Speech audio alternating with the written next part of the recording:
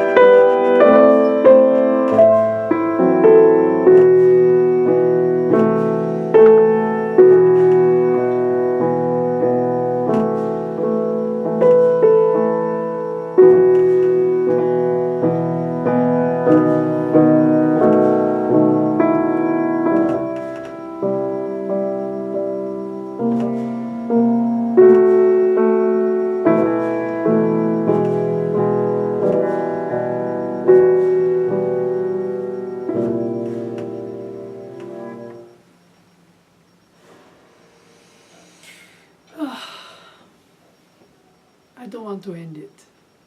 It shouldn't end. This prelude in E minor and its counterpart in B minor for the singing melody of the left hand.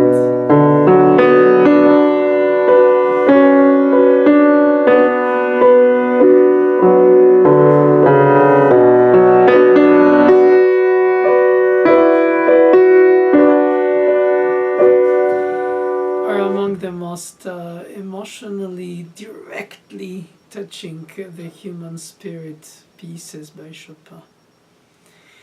They're considered not too difficult by pianists, but that's relative. They're considered sometimes cheesy by musicians or music lovers compared to some of the more virtuoso and complex pieces that Chopin wrote. I still find that it's important to work on these pieces where the melodic and the harmonic work hand in hand. And it is a very interesting exercise one could apply to play very expressively the melody on a single note.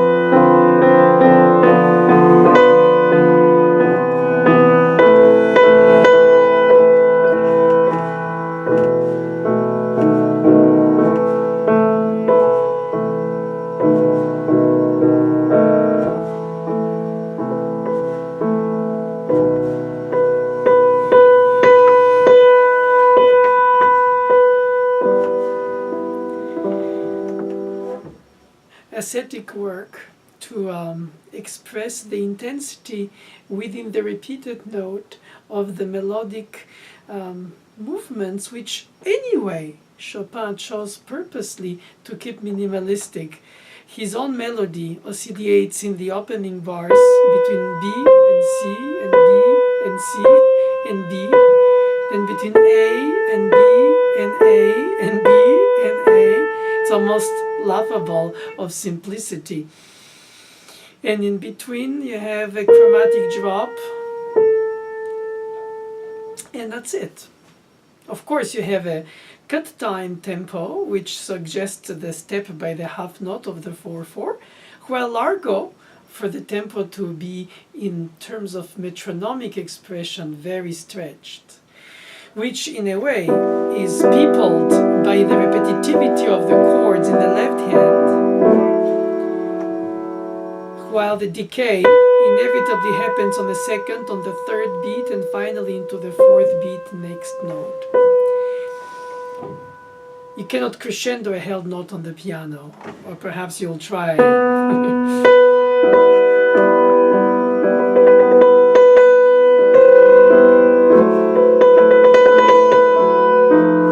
A vibrato of sorts, or perhaps a trill.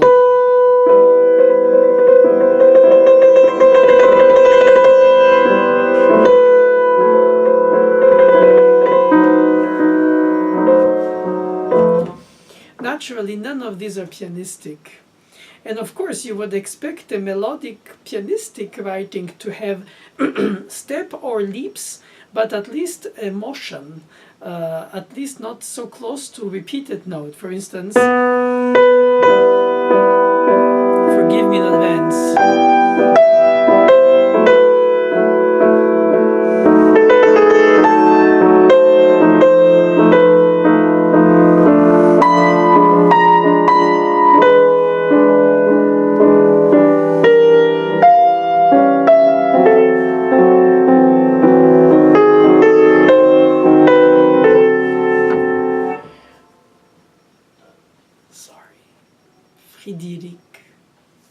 But the example is to show how much intensity and expression can be said with very reserved and restrained expressive leaps or even movements in the melody.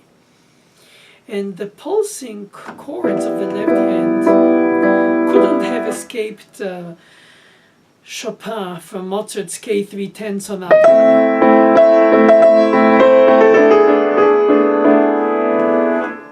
In a more distant way, less dynamically comparable, because it's not in minor, not in major. Well, it is in major, but without melody. You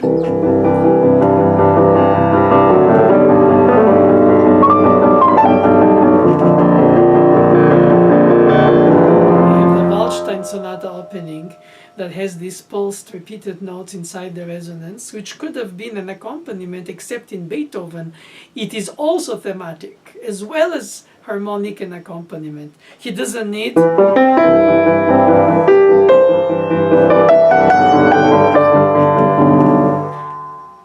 and in a way Chopin harmonizes, repeats, and resonates in the pedal. So each time you repeat this pulsing chord, you obtain a little bit more resonance because of the dampers up in the right foot pedal. And this accumulation adds harmonics that coat in the air this chord before they change harmony. And this chromatic drop of the lament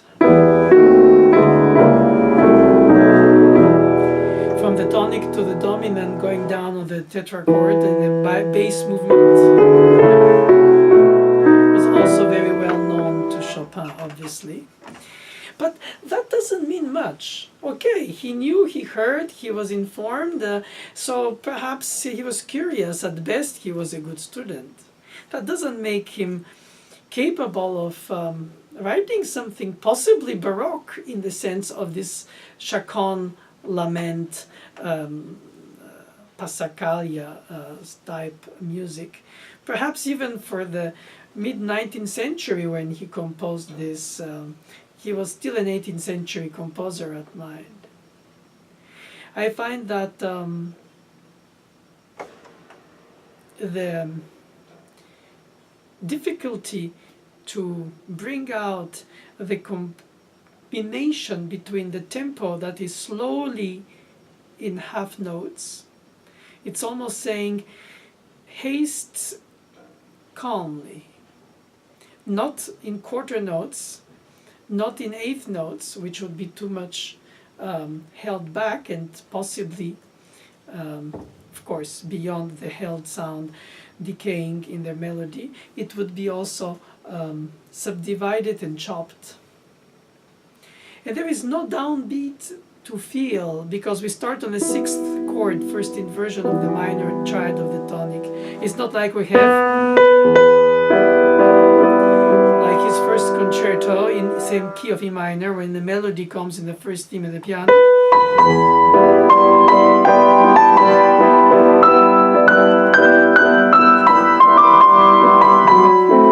Now talk about the melodic line that is incredibly expressive. Oh my God.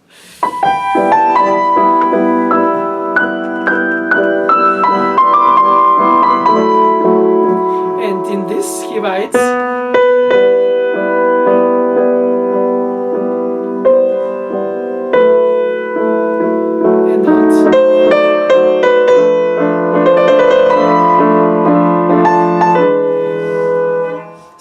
I think he's a reserve in terms of expressive output of sorrow through the melodic line of this lyrical writing, which he has in the B minor too, the one after the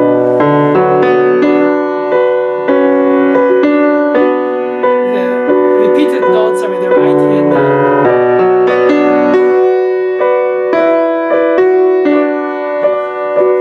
The melodic bass line of the left hand is incredibly spreading arpeggiations.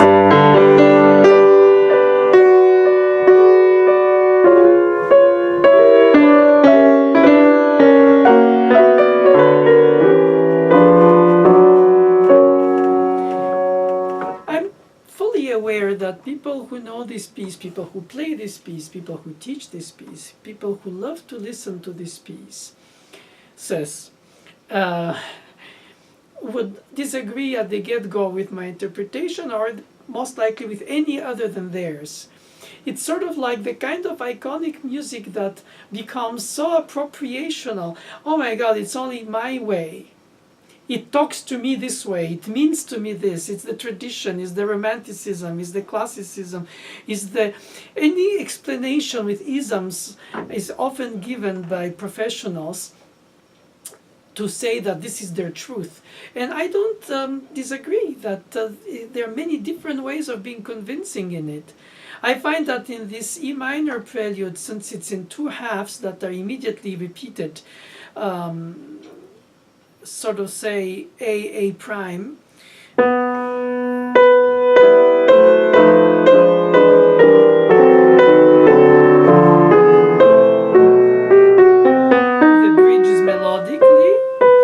and the return again at the beginning, this time a different harmonization, but still in the same mood, atmosphere.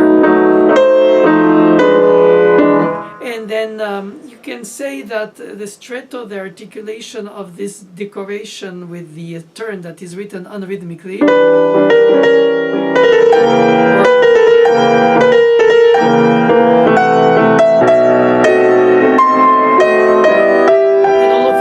when the melody was almost idle in the opening half, here you have leaps of minor, well, it's not a minor, diminished seventh, and octaves. So you have in one bar more motion and leaps than the whole piece before. So inevitably that stretto gives the sense that this is the dramatic high point. Therefore, the second half of the page could start with a more energizing dynamic, therefore keeping the opening more restrained in the sense of observing rather than active, and have the action only the harmonics slip chromatically, and the harmonizations on the same note in the melody B changing from dominance to other degrees.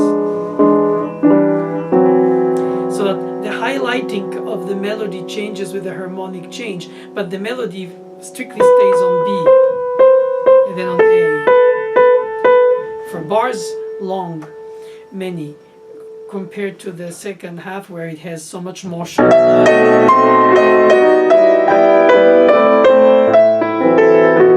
Motion, emotion.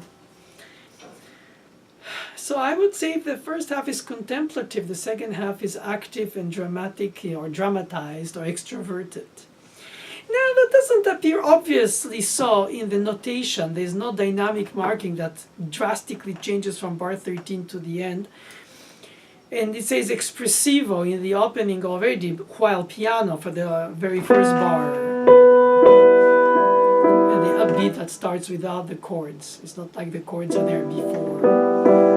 But so you have an initial leap of octave, which you don't realize will be the only one until the second half. And you don't have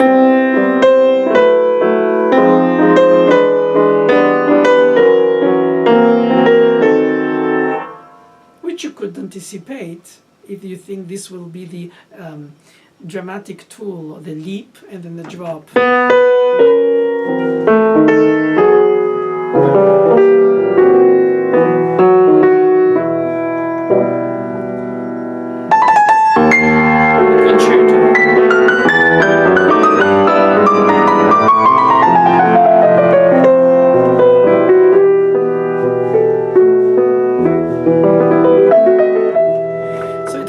Legato, overlasting, overlapping.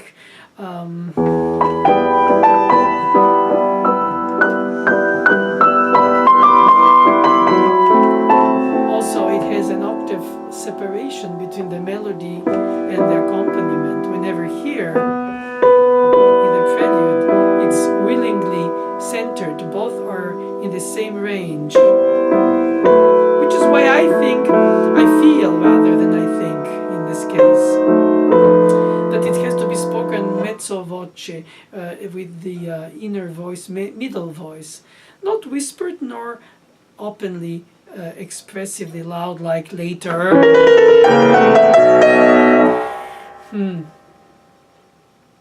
I wonder if all these thought processes about interpretational choices about when to show not too much, when to open more, when to hold back, how to organize the rubato, how to bring the dramatization of the piece to its peak without to overdo it for what it is, to let just the music itself express what it says.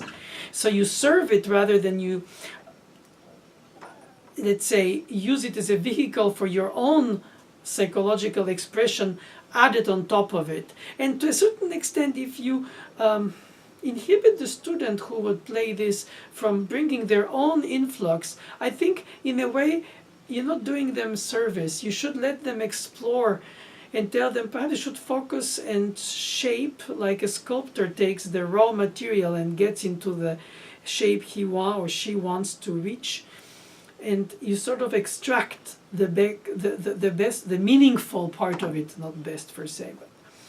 So this kind of search should not be inhibited right away by saying, oh, dynamically he says no crescendo, no diminuendo, piano espressivo, and then afterwards you do more. I think in my first playing through, I think I exaggerated these two elements to demonstrate too much the reserve and too much the outpour.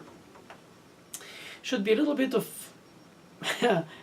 both in each. It's two ways of looking at the same landscape, day and night, or lit and dark, or backlit, or top lit, or.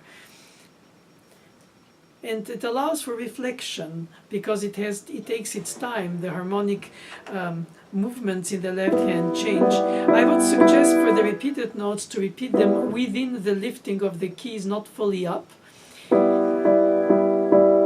So that even if you don't use the pedal, as I'm not now, you can still obtain a continuum to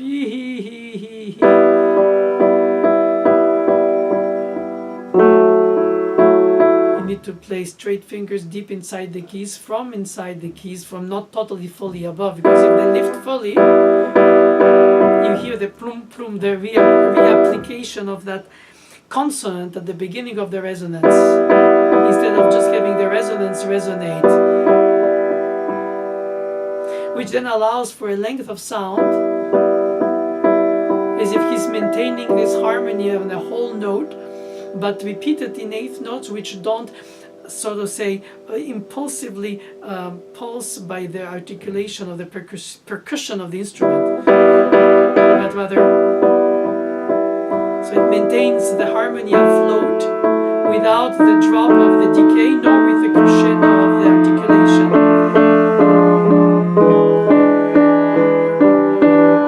And the chromatic movements of the top parts, of the middle parts, of the three parts of the triads,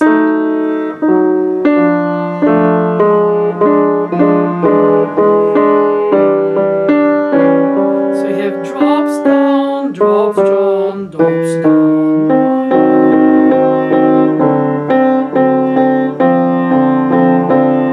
And then the pedal comes as a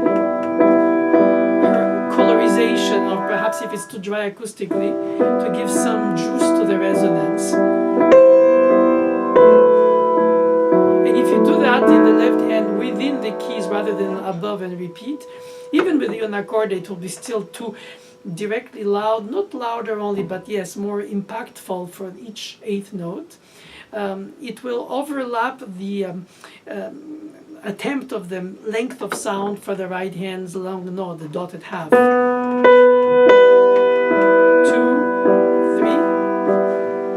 You still hear it after 3. And if you play,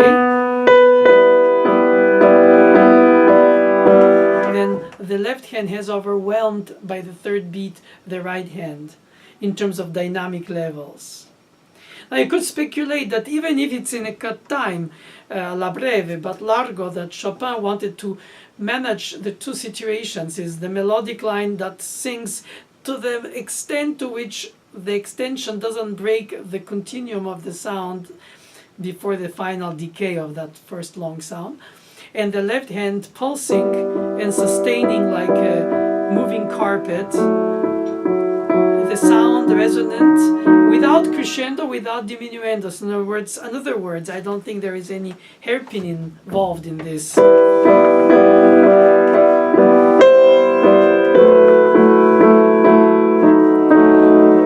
Again, the emotional aspect of the piece, and so many of his are such, but this one so focused on that element of it, could call for this kind of effects: rubato, hairpin, emotional waving of the expression.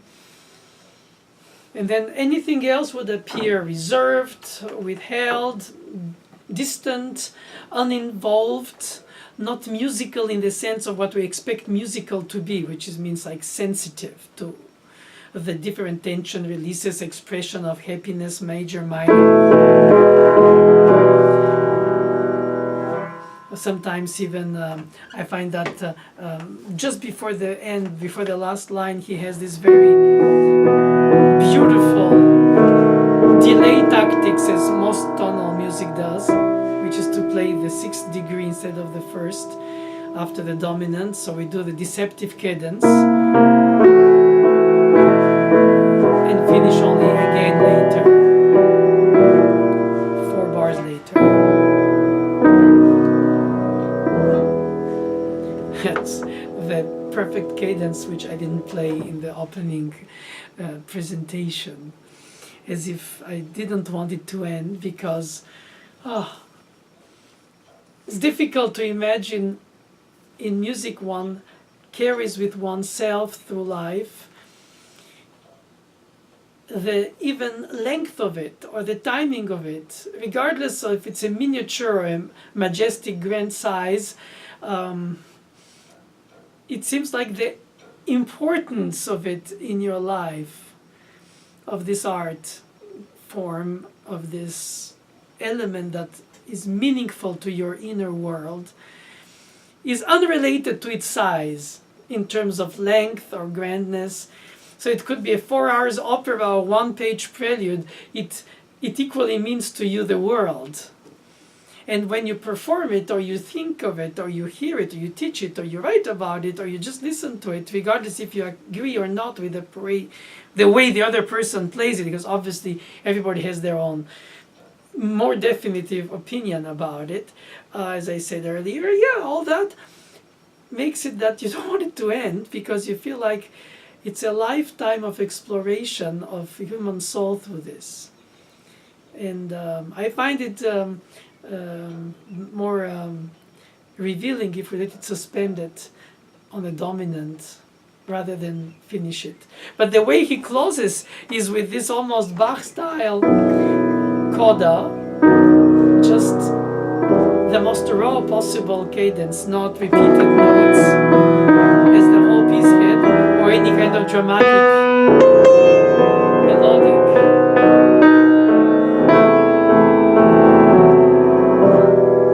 I avoided the temptation of the bad taste to finish with a Picardy third as an other option that he thankfully didn't have to even think of. But the point is that we don't know what he had in mind, but we think we do because his music, in this case, speaks to us so directly. We don't need a translator, a teacher, a manager, an explanator, director, artistic director, somebody who tells you, no, it's too fast, it's too slow, it's too loud, not enough pedal, more dynamically, not too slow, it's in cut time, but still largo, but not like an andante, but resonance and dynamically, not too loud, but still very intense, but not too loud. And you can keep saying and saying and saying many things and the opposite of themselves, because in a way it's human nature. Give, hold, but share, but not too much, but then it has to come out, and when it does, but not too much. And you feel like inevitably you influence, if you do, the student by who you are musically when you respond to it as a vibrating membrane yourself to the piece. And the students also, so to a certain extent, nobody really should pretend to hold the truth of the interpretation of it, even if jurors in competitions do, or pretend to do, or are supposed to do. In a way it's reassuring, and I don't think it's wrong to give one's opinion, even if one has to always agree to the fact that it might change or evolve as an opinion. Because you might hear somebody play in a way you don't agree, you don't think it's supposed to, and see, how well, how beautiful, I never thought of it that way. It takes a lot to accept that. But I think it is essential, because if not, we are not really sharing. We're just holding and pretending. Doesn't mean that you have to accept everything, far from there. It doesn't mean that because you have this edition or that edition, you understand more the rhythm than others, or the pulse or the tempo. No, I don't think it's one element or the other. It's the combination. Ultimately, you just sit down and you play it. If it's the first month or the 60th year that you've been with the piece, it's like a good old friend. How much we have changed, how much you have not. Oh, really? So it's the piece itself for what it is, and also what it is through our life. And then it is what it will become through the life of the student, because there's a chronology of this. Inevitably, we are in a path through life, and therefore the music is like almost the soundtrack of our lives. And this piece holds a major place for any pianist or piano lover in our soundtracks of our lives. Thank you.